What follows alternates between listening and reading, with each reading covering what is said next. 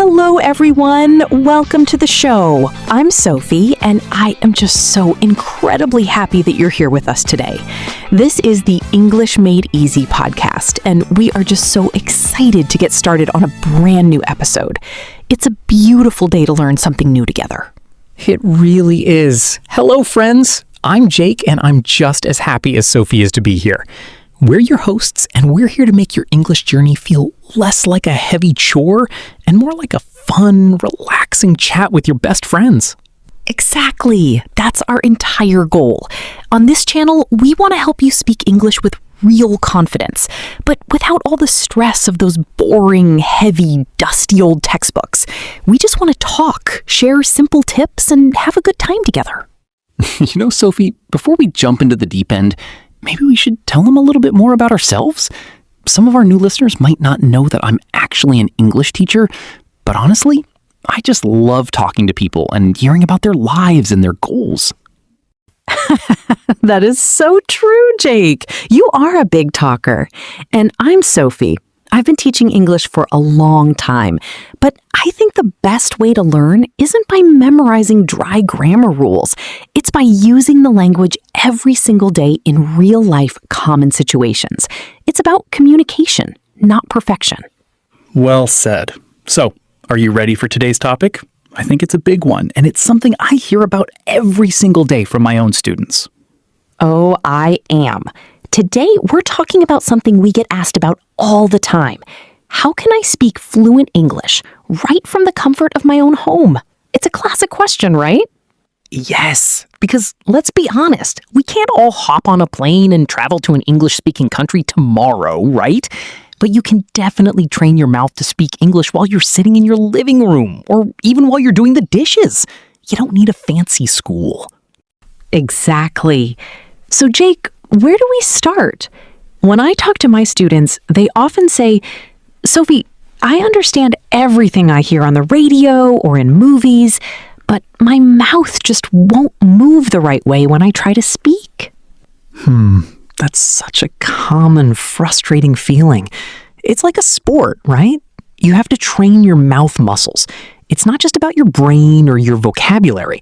It's about your physical body, too. It's exactly like going to the gym for your face. That's a great way to put it. It's all about muscle memory. If you haven't spoken much English before, your mouth muscles aren't used to those specific shapes. You have to give them time to stretch. It feels weird at first, but it gets easier. Exactly. So my first tip, and it's a big one, is reading aloud. And I don't mean reading fast or trying to sound like a perfect news anchor. I mean reading very, very slowly. Just one word at a time if you need to. Just focus on the sound. Oh, I love that. Like, grab a simple storybook or even a short article about a topic you like, maybe sports, cooking, or travel, and just say the words out loud. Why do you think that helps so much, Jake? Because it forces you to hear your own voice. Sometimes we hear English in our heads perfectly, but when it comes out of our mouths, it sounds a little different. Oops, you might notice you missed a sound or skipped a letter. Yeah, it can sound a bit funny at first. You might think, is that really what I sound like? But the more you hear your own voice in English, the more comfortable you become. It's like getting to know a new friend, yourself. You get used to the sound of you speaking English. Exactly. And Sophie, what about repeating sentences? I do that all the time when I'm watching my favorite movies or shows. I just pause the screen and copy the actor. Oh, that's a classic technique. That's called shadowing, right? You hear an actor say something and you say it right after them, trying to copy their speed, their rhythm, and even their emotion. It's very powerful because it mimics real conversation. Yes! It's like, I'm going to the store. Wait, pause. I'm going to the store. You really try to copy the melody of the sentence. It helps you sound less like a robot and more like a real person. You aren't just reciting words, you're expressing something. It's almost like singing a song. You're just mimicking the sound, You don't need to worry about the grammar rules in that moment. You're just training your mouth to move in that shape. It's very relaxing, actually. You can do it while you're alone in your room. You know, Sophie, I think one of the biggest problems is fear. People are so scared to make a mistake. They freeze up because they think they have to be perfect. That's so true, Jake. But guess what? Mistakes are the secret key to learning. If you don't make a mistake, you aren't pushing yourself. You aren't learning anything new. It's impossible to learn without making a few errors along the way. Think of them as stepping stones. I remember when I was learning a new language, I said the wrong word at a restaurant once, and the waiter just laughed. But you know what? I never forgot the right word after that. It stayed in my brain forever. It became a funny memory instead of a scary one. Oh, that's the best way to learn. You have to be able to laugh at yourself. Don't be too serious. Nobody is judging you. In fact, most native speakers are just happy that you're trying to communicate with them. They admire the effort and the courage it takes. That's a great point. And let's talk about consistency. How often should people practice? Is once a week enough? I feel like people try to do it all at once on Saturday, and then they're exhausted. Oh, I would say no. It's much better to practice for 10 minutes every single day than for 2 hours only on one day of the week. Consistency is really the magic ingredient. It keeps the English alive in your brain. Wow, that's such a great point. Small steps every day.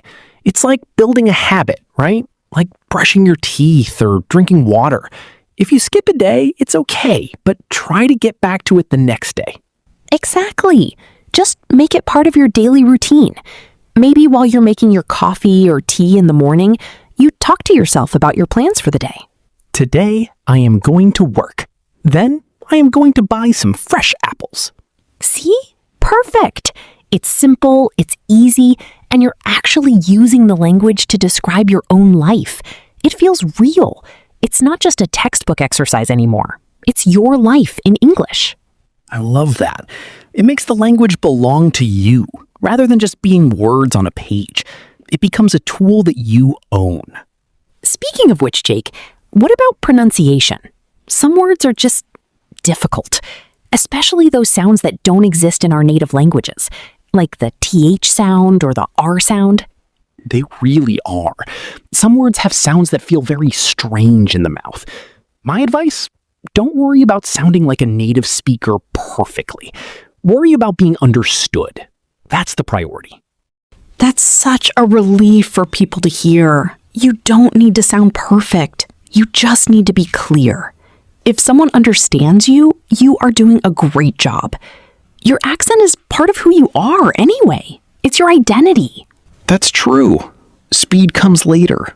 If you try to speak fast before you can speak clearly, you'll just get confused and trip over your words. Slow down, and you'll actually sound more confident. People appreciate a speaker who is clear. It's exactly like running. You don't start by running a marathon, right? You walk first. You build those muscles slowly. Don't rush yourself. You know, Sophie, I think we should also mention listening. Listening is the other half of speaking, isn't it? It's hard to speak well if you aren't listening well. Oh, absolutely. The more you listen, the more your brain gets used to the patterns. Even if you don't understand every single word, just listening to the rhythm of the English language helps your brain tune in. So listen while you clean, listen while you commute, listen while you cook. It's like soaking your brain in English. It's passive learning, but it's so effective. It's like letting the language wash over you. Yes. And then when you go to speak, those patterns are already there in your memory. It's like magic. You find yourself saying things you didn't even know you learned. It really is. It happens naturally over time. You don't have to force it. The brain is amazing at picking up patterns. Exactly. Now, Jake, what about when people feel nervous? Like if they have to talk to someone and they feel their heart beating really fast? That fight or flight feeling. Oh, that happens to everyone.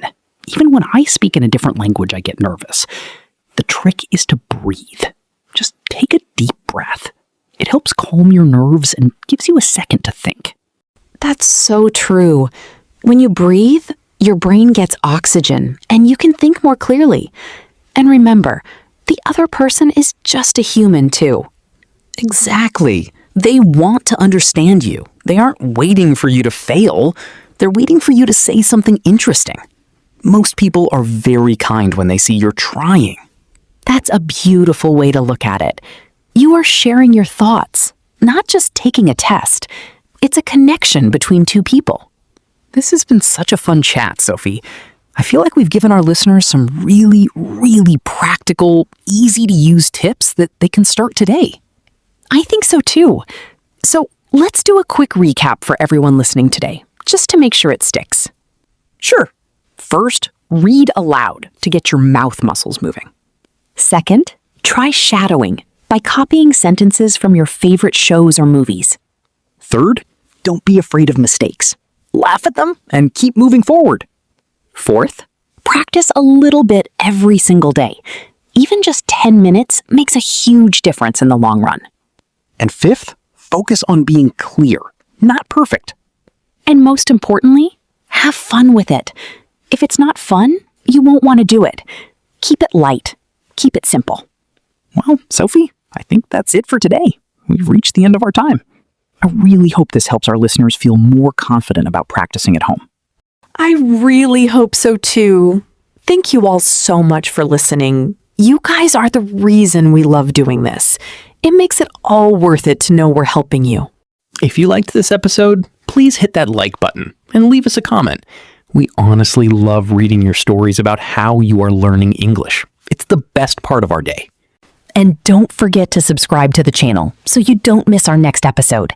We have some really cool topics coming up that we think you're going to love. We really do. Thank you for spending time with us. Keep practicing, keep smiling, and we'll see you in the next one. Bye, everyone. Happy learning. You've got this. We believe in you. See you soon.